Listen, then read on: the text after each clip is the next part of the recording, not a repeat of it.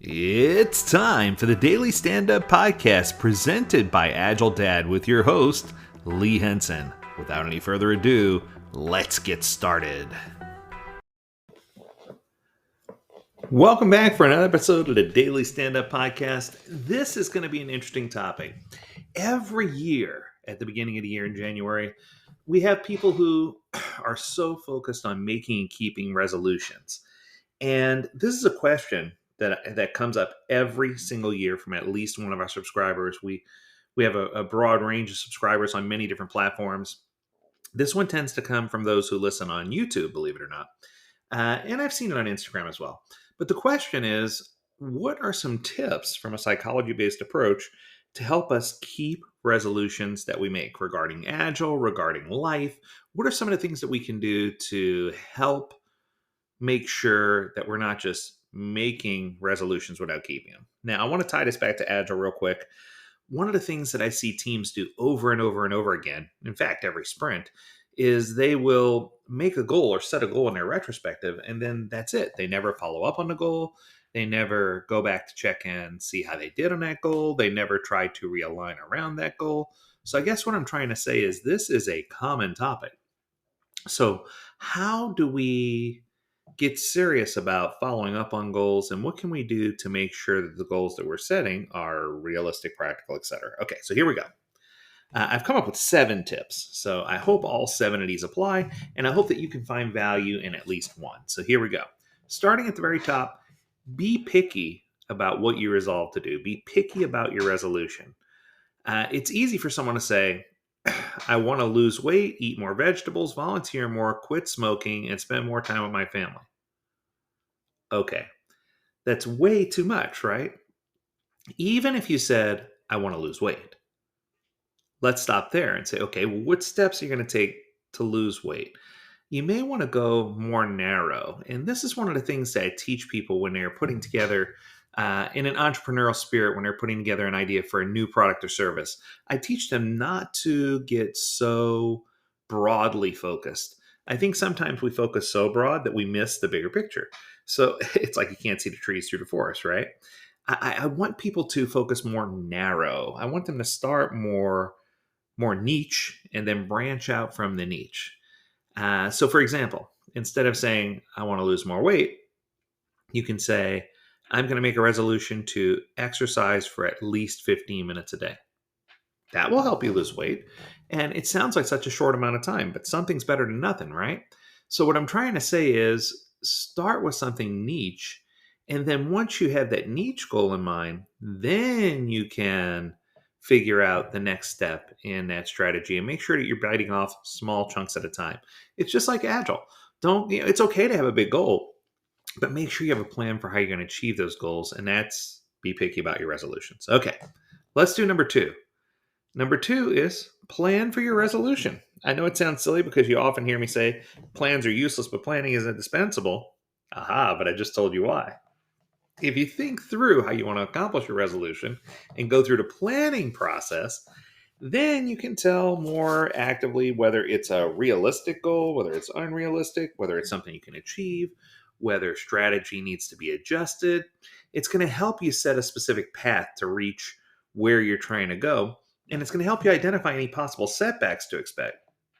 So, for example, if you said, I'm going to stop smoking. Now, I've never smoked before, but I know people who have. That is a challenging goal. And it's not just going to be an overnight flip the switch kind of thing, right? For me, it's I'm going to eat better. And it's not necessarily that I'm not going to eat sweets because I don't necessarily enjoy sweets. But for me, it's I'm going to eat less of the things that I love.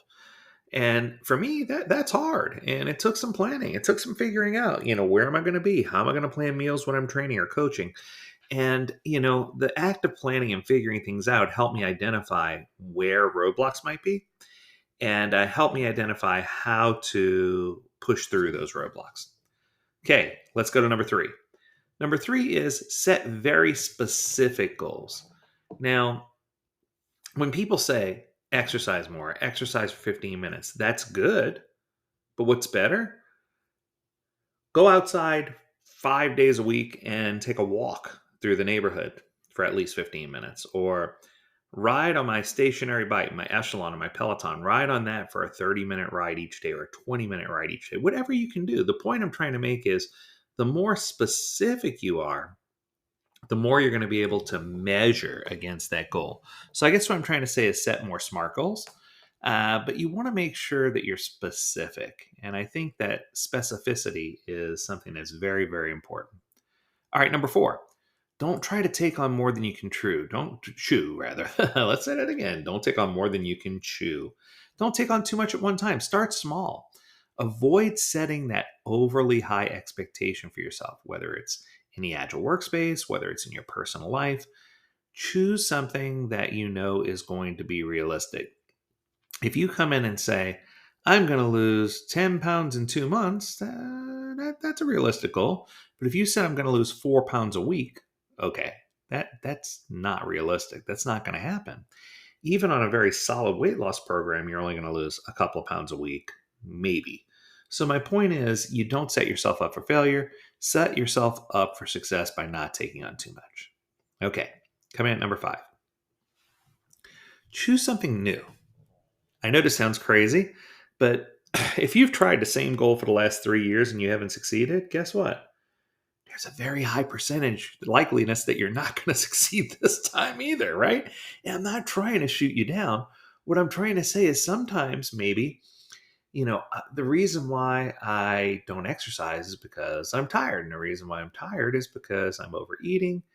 And the reason I'm overeating is because I'm not getting enough sleep, or whatever the case may be. The point is, you should be able to come up with a new resolution that's going to help you fix one of the root cause problems that'll help you achieve a different goal. Interesting, but something you should consider. Okay, next one, number 6. Identify at least 3 accountability partners for support. Find someone that you're going to lean in on. It's going to ask you, so how did you do on that goal? What's going on? The same is true in the Agile world. At the beginning of every retrospective, we should be reviewing the previous sprint's goals and asking ourselves, how do we do on those goals?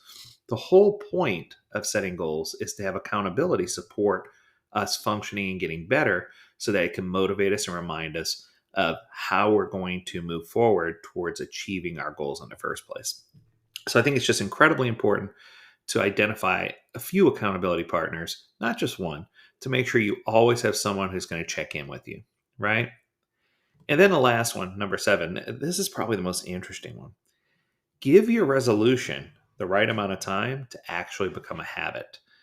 I think that too often we make a resolution, we're either successful or not successful in the first 2 to 3 weeks, and then we abandon or bow out on that resolution instead of giving it the time that it needs to percolate and actually become something that we do. Many people say, oh, it takes 21 days. Well, I got news for you. According to a study that was done in 2009, so this is a UC Davis Health study, they said that it takes 66 days to actually form a new habit. So that's over 2 months. So I guess what I'm trying to say is be patient. You may have minor setbacks. If you don't hit your goal one week, pick it back up and keep going. If you eat something that's bad, it's okay. Your body will tell you what it needs. The point I'm trying to make here is you can't just walk into this and think, I'm going to do it all. It's all going to be perfect and everything's going to flow just the way I want. You need to give that resolution time to become something that's instilled inside of you. Much like riding my Echelon bike. I love riding, don't get me wrong, but there are days when I'm just like, I don't want to get on that beast. And there are other days where I'm like, I can't wait to ride. But you need to balance those out and you need to listen to what's going on. And just because you don't ride one day and you break a streak doesn't mean that, oh, my streak's broken. That's it. I'm done. You need to pick it back up the next day or later that day or whenever you feel ready and say, okay, I'm ready. I'm getting back on. Because that's what's going to make the difference. Your persistence to get things done is what's really going to make the difference. So one more time, give your resolution time to become a habit. Identify at least 3 accountability partners to make sure you get everything done. Choose a new resolution if the resolution that you're choosing has failed over and over. Don't bite off more than you can chew. Set very specific, actionable goals, something that you can actually achieve. Plan your resolution so you can identify any pitfalls or obstacles or setbacks or things that could occur and be more picky about your resolutions. Start niche and branch out from there. That's going to do it for this episode. If you have a topic you want us to discuss, learn more at AgileDad.com. We'd love to hear from you. As always, we encourage you to stay healthy, stay well, and stay agile, my friends. Until next time, do take care.